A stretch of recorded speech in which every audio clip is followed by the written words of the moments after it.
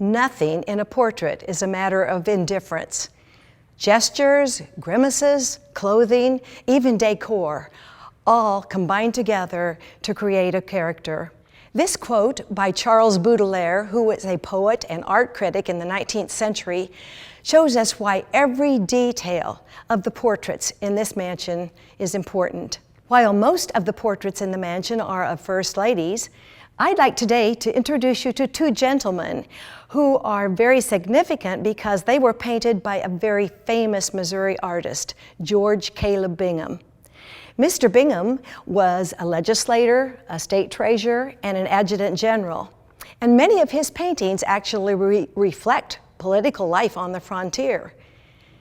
Two of his paintings of portraits are in this mansion. The first is that of Alfred Orr, who was a Rawls County resident. Mr. Orr's painting was donated by his granddaughter and originally hung in the family home. One day, a young boy hurled a rock that pierced the canvas of this portrait. Consequently, a cravat pin was painted on that spot later. I've often wondered if that young boy or his parents fully comprehended that he had damaged a work done by George Caleb Bingham, considered one of the greatest American painters of the 19th century. Another portrait of Mr. Bingham is the gentleman behind me, and that's Governor John Edwards. I'd like to draw your attention to the cape that Mr. Edwards is wearing, a very functional piece of clothing at a time when most transportation would have been by horse. And this coat protected the rider from the elements. Oftentimes the material was even waxed to repel water. Also, notice the Capitol in the background. This is the first Capitol that was destroyed by fire when it was hit by lightning in 1911. The fact that Mr. Bingham included this in the portrait of Governor Edwards is significant. At the time that this portrait was painted in 1844, there was a little bit of a political problem surrounding it. Construction had begun on the Capitol in 1837, and it was functional 3 years later, but still not completed when this portrait was done. Governor Edwards' task was to complete this Capitol.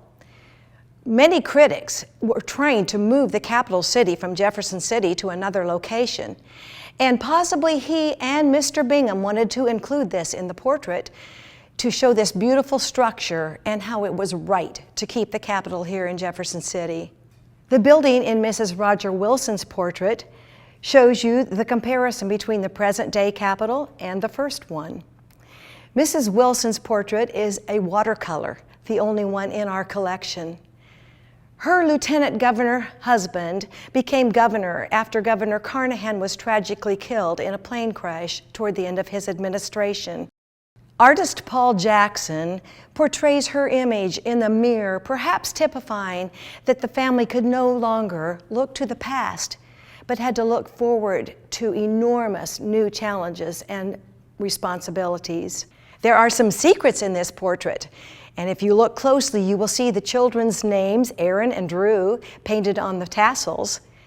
Mrs. Wilson's father was of Irish descent, and so she has a little four-leaf clover painted on the wallpaper. On the mirror frame is a small bee in honor of her mother, whose name was Bee, and her husband's lucky number 23 is painted on the light fixture. Another form of art in the mansion is this beautiful walnut shadow box on the porch. It took over 600 hours to make this. It was designed and created by artists in Columbia and is actually in the shape of the mansion itself. On display in this shadow box are pieces of artwork done by various artists throughout the state of Missouri. These artists are elected to a group called the Best of Missouri Hands and are chosen to display their work here. These pieces are periodically changed and have included glass sculpture, metalworks, painting on glass, and Christmas ornaments. Needlework art is also found on the porch. This beautiful rug hanging on the wall was a bicentennial project of the Missouri Mansion Preservation. Each of the blocks here is stitched by a different Missouri resident, including a child and a man. And each block is a state flower. First Lady Mrs. Bond lived for a time in Kentucky, so she stitched the Kentucky state flower. The Missouri state flower, the hawthorn, is featured on the border.